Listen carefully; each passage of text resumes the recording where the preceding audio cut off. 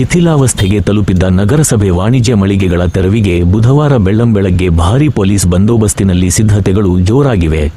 ನಗರದ ಹೃದಯ ಭಾಗವಾದ ಬೆಂಗಳೂರು ರಸ್ತೆ, ಪಾವಗಡ ರಸ್ತೆ ಹಾಗೂ ಮಹದೇವಿ ರಸ್ತೆಯಲ್ಲಿರುವ ನಗರಸಭೆಗೆ ಸೇರಿದ 92 ವಾಣಿಜ್ಯ ಮಳಿಗೆಗಳು ಹಲವು ವರ್ಷಗಳಿಂದ ಶಿಥಿಲಾವಸ್ಥೆಗೆ ತಲುಪಿದ್ದು ಸಾರ್ವಜನಿಕರಿಗೆ ಅಪಾಯಕಾರಿಯಾಗಿದ್ದವು. ಕಡಿಮೆ ಬಾಡಿಗೆಯಲ್ಲಿ ವ್ಯಾಪಾರ ನಡೆಸುತ್ತಿದ್ದ ಬಾಡಿಗೆದಾರರಿಗೆ ಹಲವು ಬಾರಿ ನೋಟಿಸ್ ನೀಡಲಾಗಿದ್ದರೂ ಅವರು ನ್ಯಾಯಾಲಯದ ಮೊರೆ ಹೋಗಿದ್ದರಿಂದ ತೆರವು ಕಾರ್ಯ ವಿಳಂಬವಾಗಿತ್ತು. ಇದೀಗ ಹೈಕೋರ್ಟ್ ಆದೇಶದ ಹಿನ್ನೆಲೆ ನೂತನ ಪೌರಾಯುಕ್ತರಾದ ನಾಗವೇಣಿ ಅವರ ದಿಟ್ಟ ಕ್ರಮದಿಂದ ಸಮಸ್ಯೆಗೆ ಪರಿಹಾರ ದೊರೆಯುವ ಹಂತಕ್ಕೆ ಬಂದಿದೆ.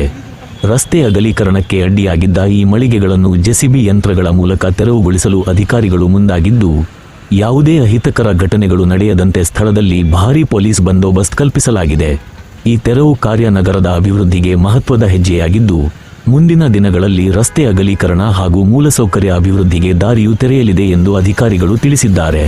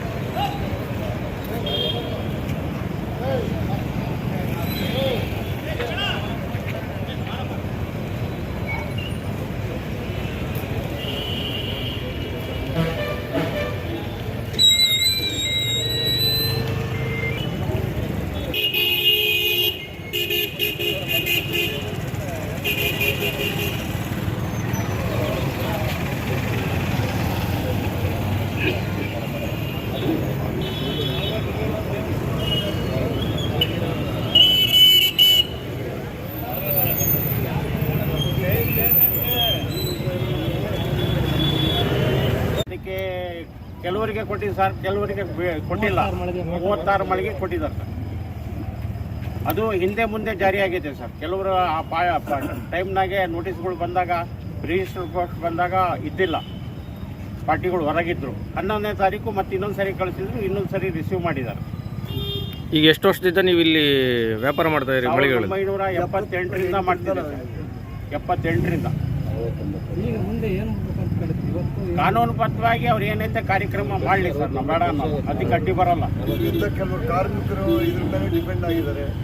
ಒಂದು 6ರಿಂದ 7 ಸಾವಿರ ಜನ ಕಾರ್ಮಿಕರು ಈ ಅಂಗಡಿ ಮಳಿಗೆಗಳ ಮೇಲೆ ಡಿಪೆಂಡ್ ಆಗಿದ್ದಾರೆ. ಅವ್ರ ಗತಿ ಏನಾಗಬೇಕು?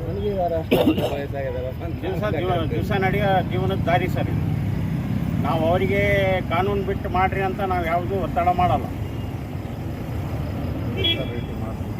ಅವ್ರು ಏನೈತೆ ಲಾ ಇದೆ ಆ ಪ್ರಕಾರ ನಮಗೆ ಮಾಡ್ಕೊಳ್ಳಿ ಸರ್, ನಾವು ಮುಂದುವರಿತೀವಿ. ಏನೋ ಸ್ವಲ್ಪ ರಿಪೇರಿ ಇದ್ರೆ ಅವ್ರು ಹೇಳಿ, ಬೇಕಾದ್ರೆ ನಾವು ಸ್ವಂತ ಖರ್ಚಿಂದ ನಾವು ಮಾಡ್ಕೊಂತೀವಿ.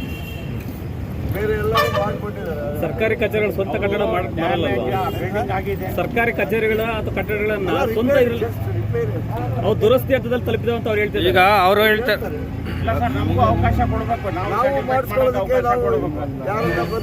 ಯಾಕಂದ್ರೆ ನಾವು ಅವರಿಗೆ ಮಾಡೋಕ್ಕೆ ಅವಕಾಶ ಕೊಟ್ಟಿಲ್ಲ. ಶಿಥಿಲಗೊಂಡ ಪರಿಸ್ಥಿತಿನಲ್ಲಿ ಇದೆ ಅಂತ ಹೇಳ್ತಿದ್ದಾರೆ ಸರ್. ನಾವು ಇರೋ ಬಿಲ್ಡಿಂಗ್ನಾಗೆ ಶಿಥಿಲಗೊಂಡ ಪರಿಸ್ಥಿತಿ ಇಲ್ಲ. ನೀವೇ ಬಂದು ವಿಸಿಟ್ ಮಾಡಿ ಸರ್ ಬೇಕಾದ್ರೆ. ಮುಂದಿನ ಹೋರಾಟ ಕಾನೂನುಬದ್ಧವಾಗಿ ಹೋರಾಟ ಸರ್, ಅಷ್ಟೇ. ಅಂದರೆ ಈಗ ಅವರು ಕ್ರಮ ಪಾಷ ಅಂತ ಒಂದು ವೇಳೆ ನಗರಸಭೆ ಕ್ರಮ ಕೈಗೊಂಡು ಇವತ್ತೇನನ್ನು ಡೆಮೊಲಿಷನ್ ಮಾಡಕ್ಕೆ ಬಂದರೆ ಏನು ಮಾಡ್ತಾರೆ? ನಿಮ್ಮ ಮುಂದಿನ ಕ್ರಮ ಇದಾಕತ್ತೆ ಸರ್, ಭಾಳ ನೋವಾಕತ್ತೆ. ಕಾನೂನು ಈಗ ಪೊಲೀಸ್ ಪ್ರೊಡಕ್ಷನ್ನಾಗೆ ಬಂದು ದೌರ್ಜನ್ಯದಿಂದ ಮಾಡ್ತಾರೆ ಅಂದರೆ ಅದಲ್ಲ ಸರ್. ಕಾನೂನುಬದ್ಧವಾಗಿ ಮಾಡಲಿ. ಕಾನೂನುಬದ್ಧವಾಗಿ ಹೈಕೋರ್ಟ್ ಆರ್ಡರ್ಗಳನ್ನು ಮಾಡಿರೋದು ಸರ್. WP 2 ಸಲ ಆರ್ಡರ್ ಮಾಡೈತೆ. ಇದಕ್ಕೆ ಮುಂಚೆ ಹರಾಜಂತ ಡಿಕ್ಲೇರ್ ಮಾಡಿದಾಗ ಅವಾಗೂ ಸ್ಟೇ ಆಗೈತೆ. ಈಗ ನೋಟಿಸ್ ಟೈಮ್ ಮುಗಿದಿದೆ. ನೋಟಿಸ್ ಟೈಮ್ ಇಲ್ಲ, ಮುಗಿದಿಲ್ಲ ಸರ್. 28ಕ್ಕೆ ಈ ತಿಂಗಳು 28ಕ್ಕೆ 30ಕ್ಕೆ ಮುಗೀತದೆ ಸರ್. ಕೆಲವರೊಬ್ಬರಿಗೆ 11ನೇ ತಾರೀಕು ಕೊಟ್ಟಿರೋ ನೋಟಿಸ್ ಸರ್. ನಾವು ಇನ್ನೂ ಟೈಮ್ ಆಗಿಲ್ಲ. ನಾವು ಇಲ್ಲಿ ಎಚ್ಚರಿಕೆನೂ ನೀಡಿದ್ವಿ, ಜೊತೆಗೆ ನೋಟಿಸು ಕೊಟ್ಟಿದ್ವಿ, ಜೊತೆಗೆ ವಿದ್ಯುತ್ ಸಹ ಕೊಟ್ಟಿದ್ವಿ. ಆದ್ರೂ ಮತ್ತೆ ಅವರು ಹೋಗಿದ್ರು, ಕೋರ್ಟಿಂದ ವೆಕೆಟ್ ಕ್ಲಿಯರ್ ಆಗಿದೆ. ಆದರೆ ನಾವು ಅಲ್ಲ, ವೆಕೆಟ್ ಕ್ಲಿಯರ್ ಆಗಿಲ್ಲ ಸರ್, ಡೈರೆಕ್ಷನ್ ಆಗಿದೆ ಅಷ್ಟೇ. ವೆಕೆಟ್ ಕ್ಲಿಯರ್ ಆಗಿಲ್ಲ. ಅವರು ಇಲ್ಲಿ ಕೆ ಪಿ ಟಿ ಸಿ ಎಲ್ನಾಗ ಡಿಸ್ಕನೆಕ್ಟ್ ಮಾಡಿದಾಗ WP ನಾವು ಹೋಗಿದ್ವಿ ಸರ್. ಹೈಕೋರ್ಟ್ನಾಗೆ ಆದೇಶ ಆಯಿತು ಸರ್, ಕರೆಂಟ್ ಅವ್ರಿಗೆ ಕೊಡಬೇಕು, ಪ್ರೊಸೀಡಿಂಗ್ಸ್ ಪ್ರಕಾರ ಮಾಡಬೇಕು. ಆಮೇಲೆ ಕೇಸ್ WP ಡಿಸ್ಮಿಸ್ ಆಯ್ತು ಸರ್. ಡಿಸ್ಮಿಸ್ ಆಗಿ ನಮಗೆ 1 ತಿಂಗಳು ಟೈಮ್ ಕೊಟ್ಟರು. 1 ತಿಂಗಳ ಒಳಗಡೆ ರಿಪ್ಲೈ ಕೊಡ್ರಿ ಅಂತ. ಆ ರಿಪ್ಲೈನೂ ಅಲ್ಲಿ ಫೈಲ್ ಮಾಡಿದ್ವಿ. ಇನ್ನು ಚಳ್ಳಕೆರೆ ಲೋಯರ್ ಕೋರ್ಟ್ನಾಗೆ ಫಸ್ಟ್ OS ದಾವಾ ಹಾಕಿದಾಗ ಕೆಲವು ಚಳ್ಳಕೆರೆ ಕೋರ್ಟ್ನಾಗೆ ಇಂಜೆಕ್ಷನ್ ಇದೆ ಸರ್. ಇದು ಎಷ್ಟು ವರ್ಷದಿಂದ ಕಾನೂನು ಹೋರಾಟ ಮಾಡ್ತಿದ್ದೀರಾ ನೀವು? ಈಗ 15-16ರಿಂದ ಮಾಡ್ತೀವಿ. 2015-16ರಿಂದ ಮಾಡ್ತೀವಿ.